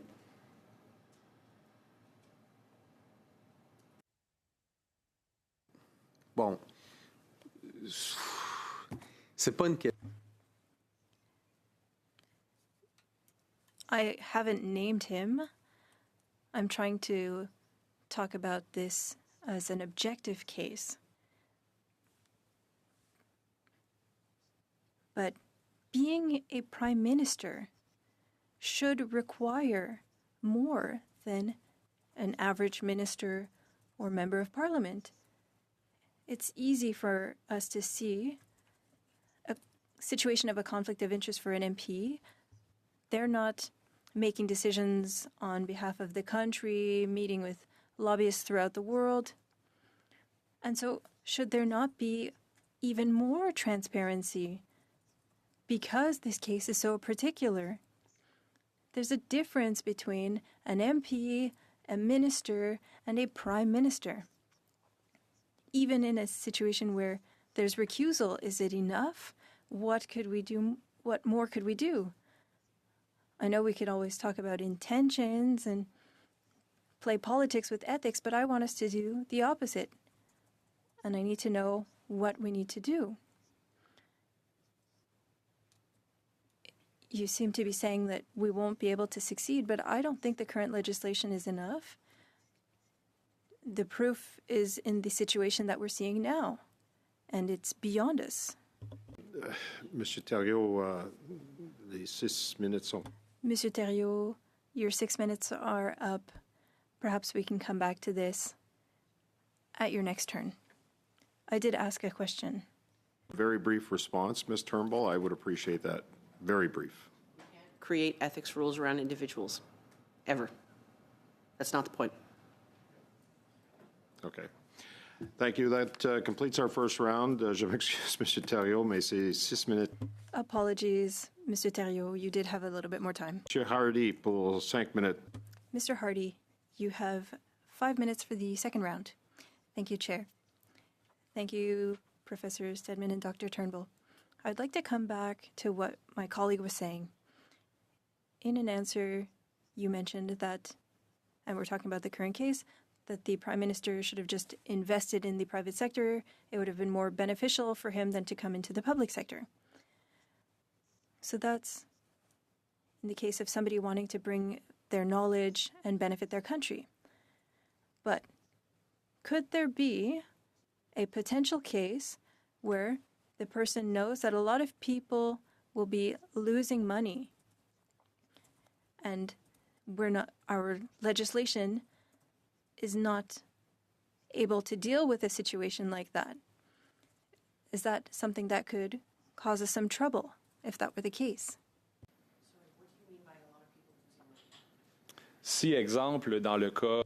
For example, if it's somebody who manages portfolios and knowing that a government is going to fall, they say, well, we need someone to protect our interests.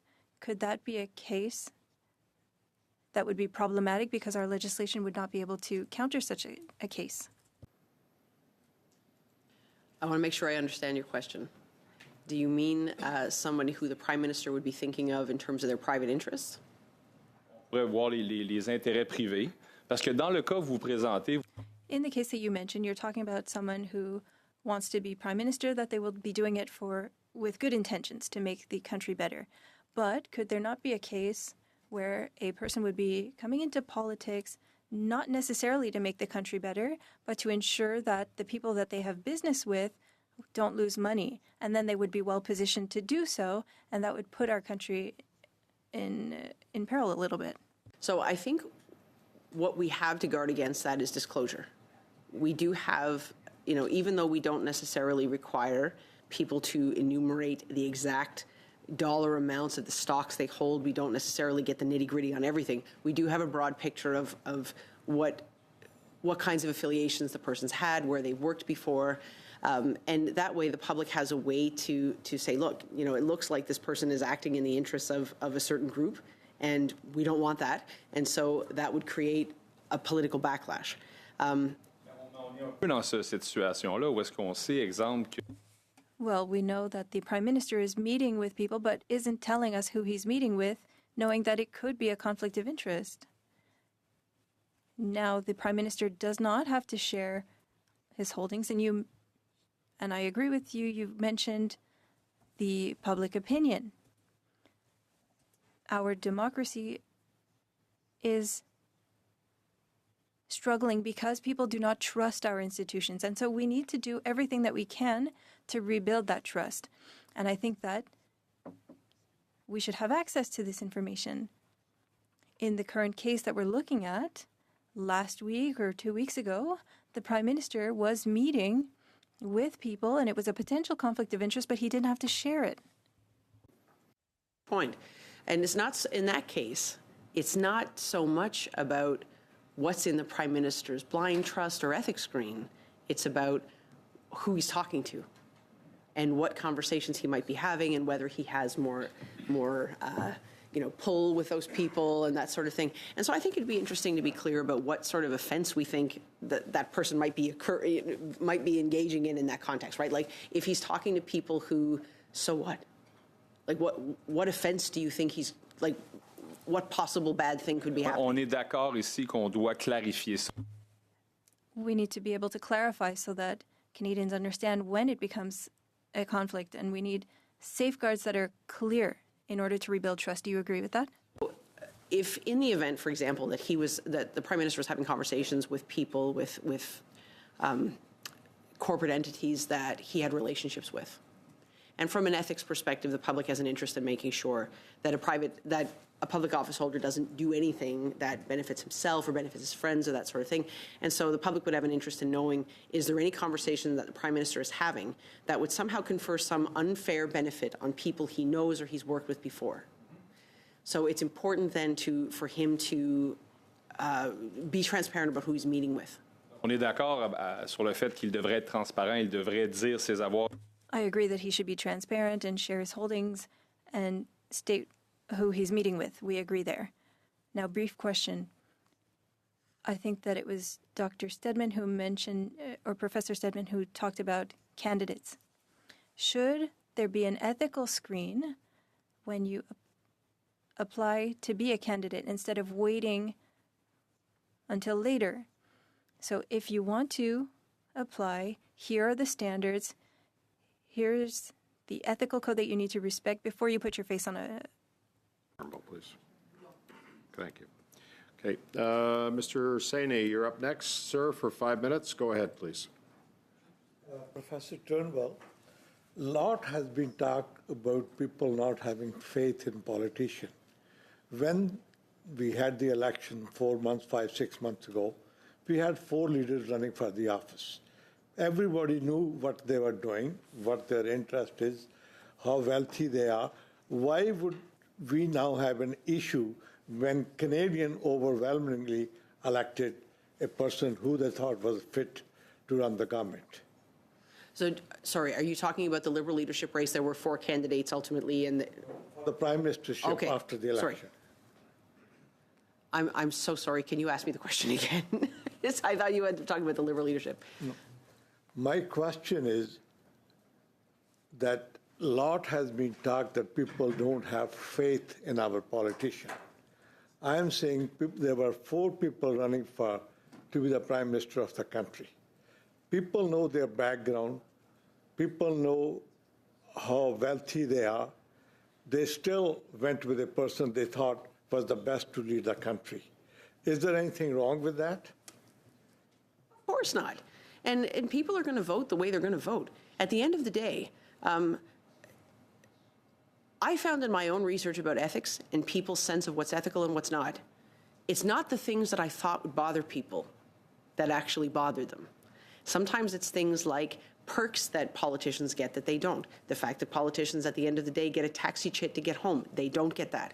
The fact that politicians have meals comped for them, They don't get that, even though they're struggling financially. The sorts of the sorts of ethical questions that sometimes the public have in their mind doesn't necessarily match up with the big conflict of interest questions that we're talking about today, even though those things are important.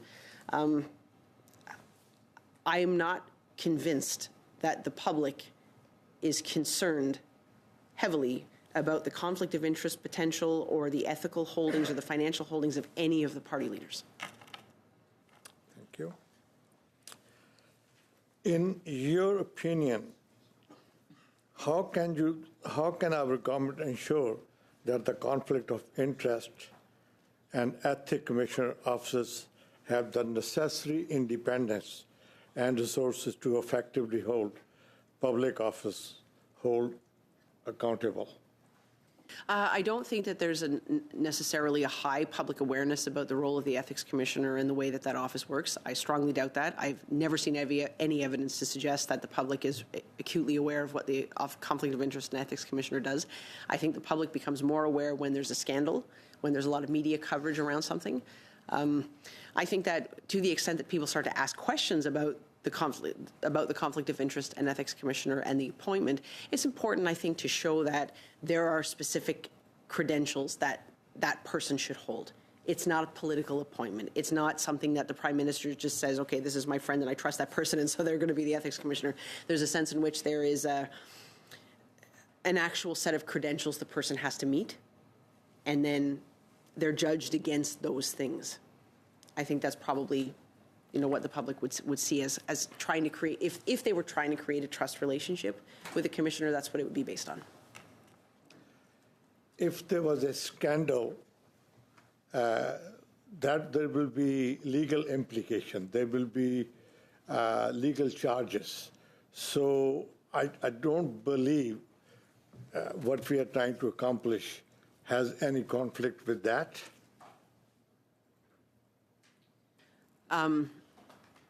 If there was a scandal and there were legal charges, do you mean under the Conflict of Interest Act? Yes.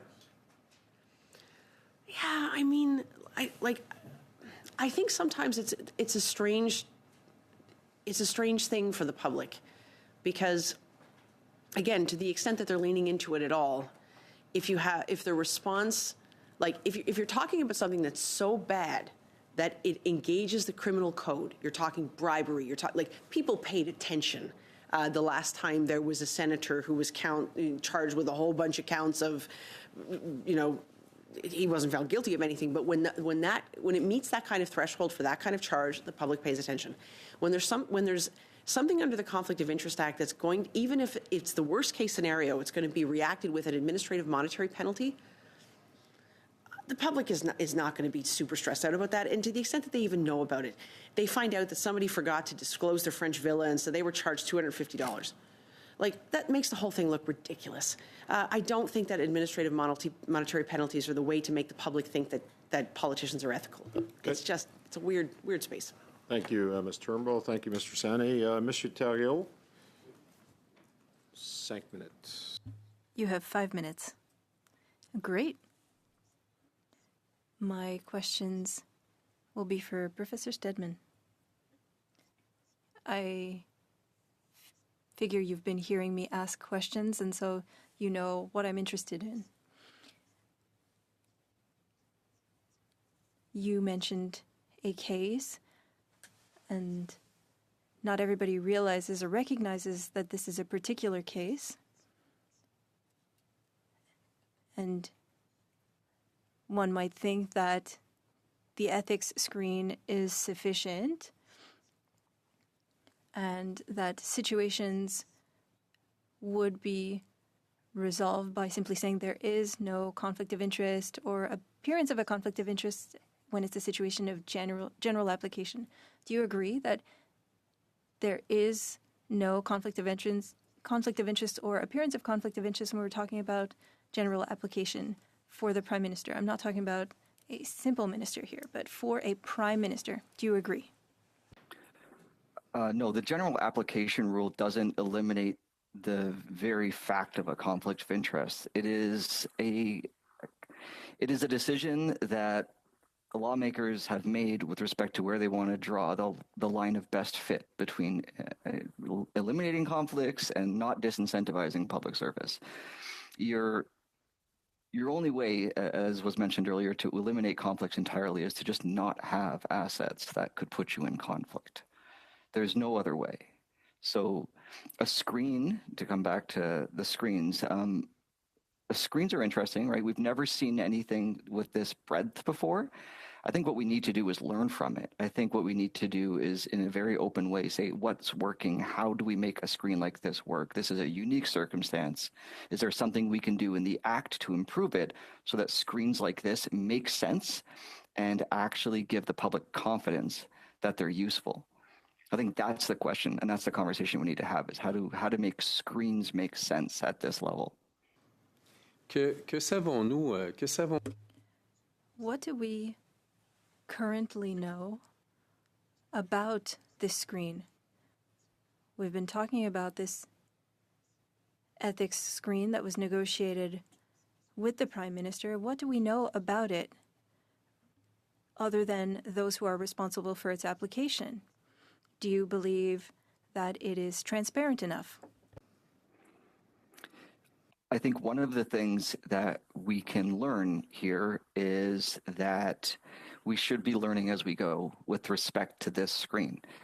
There should be an ongoing conversation about how it works and how that proportionality clause is going to be operationalized. Because what I really do believe is that if we understand how this screen works, we can update the Act to include standards that are higher for screens. With respect to public reporting, maybe, which is, I think, the thing that everyone's getting at here is there's no public reporting that's part of this screen. Maybe we want some of that.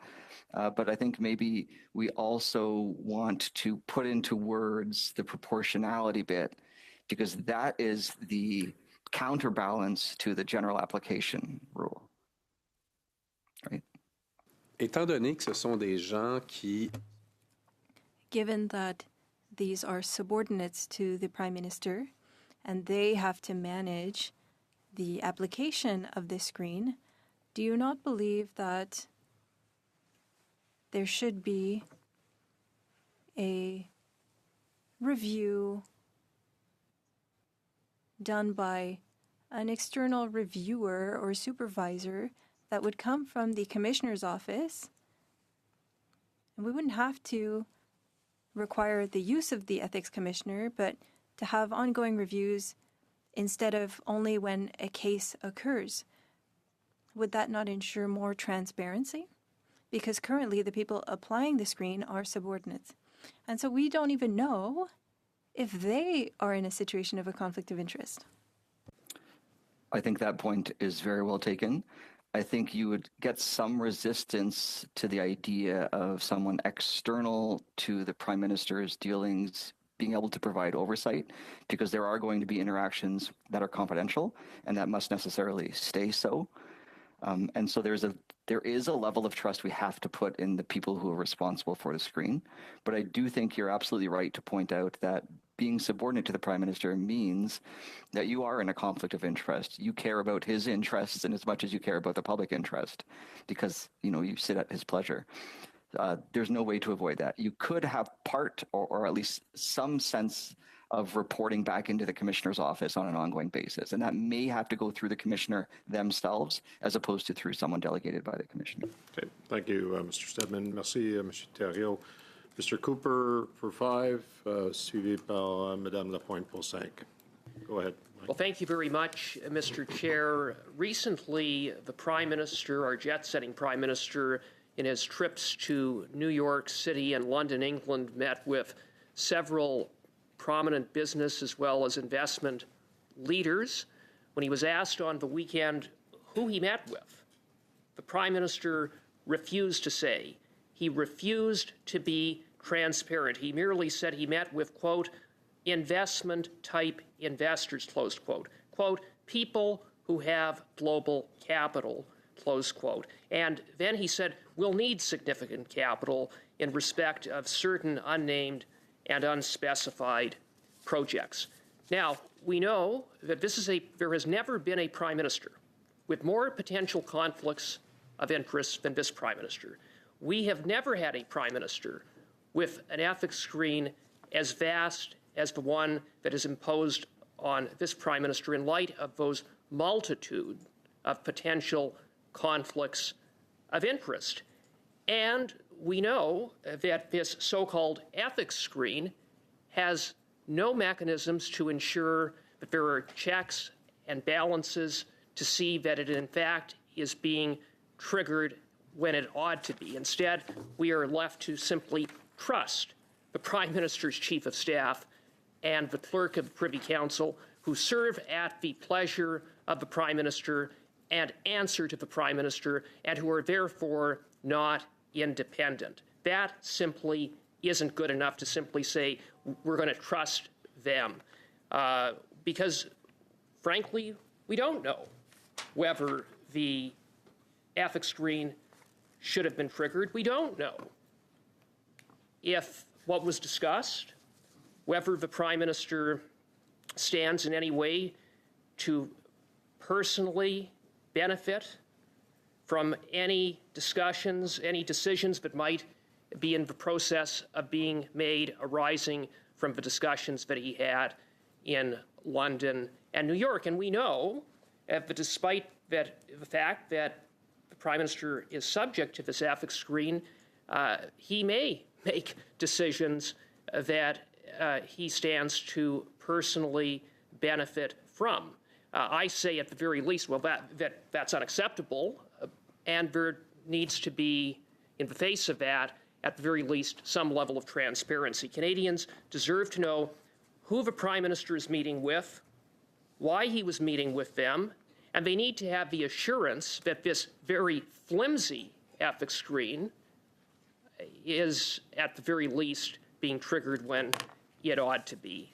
And the Prime Minister has provided no answers to any of those questions. And so with that, I would put on notice the following motion, that having regard for the fact that the Prime Minister met with several business as well as investment leaders in his recent trips to New York City, New York, and London, England, and the Prime Minister has refused to disclose which individuals and/or entities he met with during those trips, and is subject, pursuant to the Conflict of Interest Act, to an ethics screen intended to prevent him from making decisions related to 103 companies that would place him in a conflict of interest, the committee order from the Prime Minister's office production of records which comprehensively list each individual and, if applicable, the name of which entity, corporation, organization, and/or agency they represented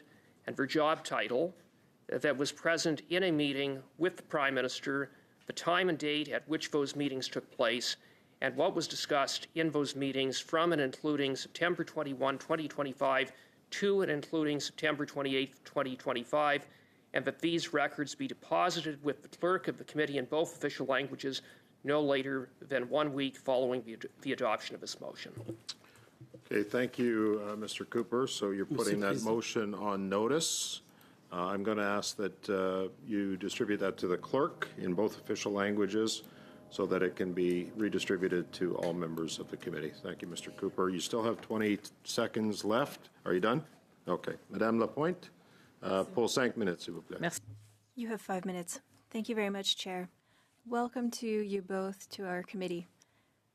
I listened to your presentations with attention. I have a question for you, Ms. Turnbull. Earlier,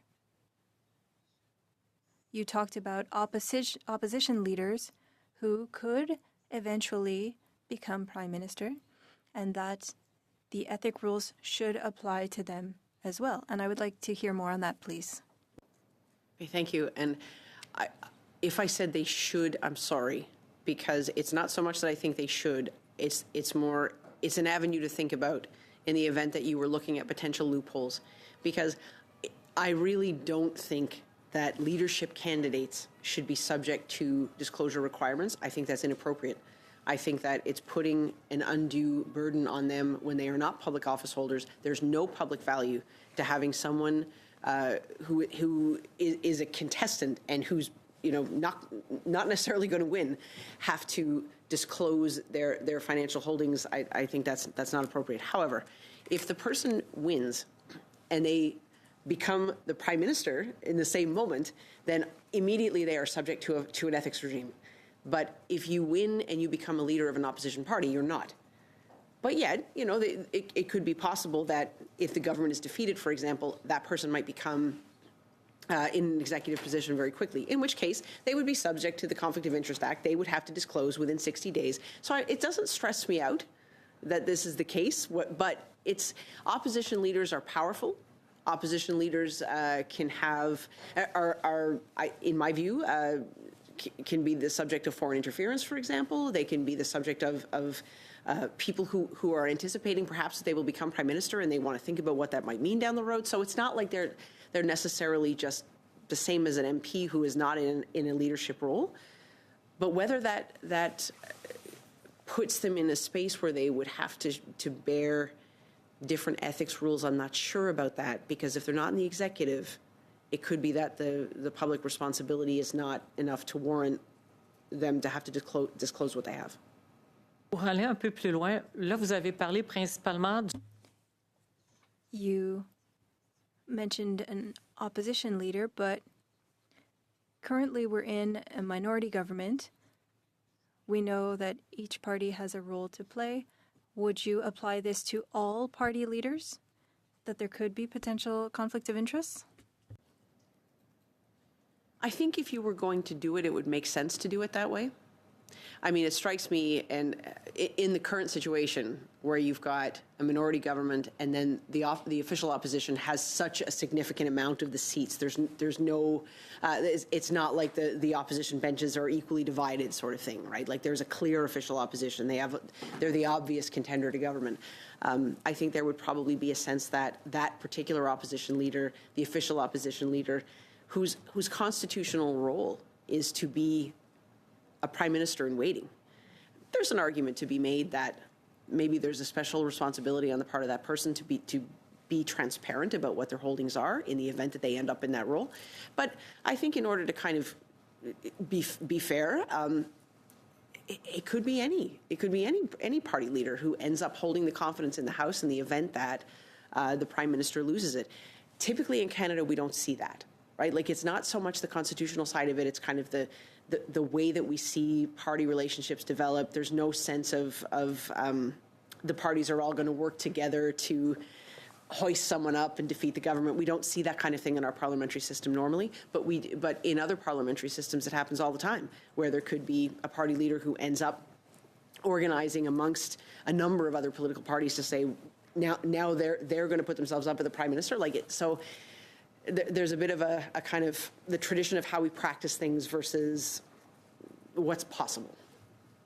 Merci, c'est intéressant. Et il y a tantôt, vous avez parlé. Earlier, we were talking about ethical rules, and we talked about the line between what is acceptable and what isn't, and that it was difficult to define. I would like for you to elaborate on that, please. I mean, I think sometimes you're going to get a lot of public agreement about what's appropriate and what's not. But then sometimes the ethics rules will create a rule about something in order to provide clarification. So if a gift to an MP, for example, is under a certain amount, that's okay. You can accept it. You don't have to make a big deal out of it. But over that amount, maybe you don't accept it. Maybe you disclose it.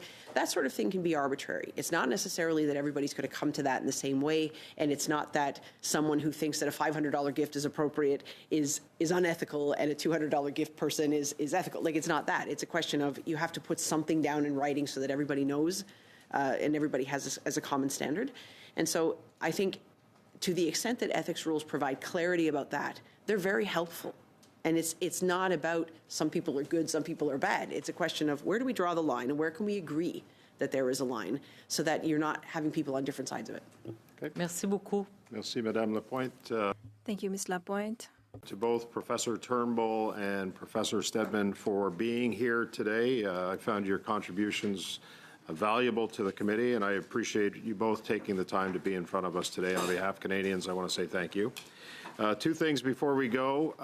First, I want to welcome a new staff member in my office. Rachel's over there. Wave, Rachel. Say hi to everyone. So you'll be seeing a lot of Rachel over the coming months. And the second thing is on Monday, we've got both the Privacy Commissioner and the Lobbying Commissioner that are going to be before us. I believe you've already received the briefing notes on that. So I look forward to great discussion. We haven't seen them in months, and it'll be good to see them again. So that's it for today. Thank you, everyone. Thank you. Meeting's adjourned.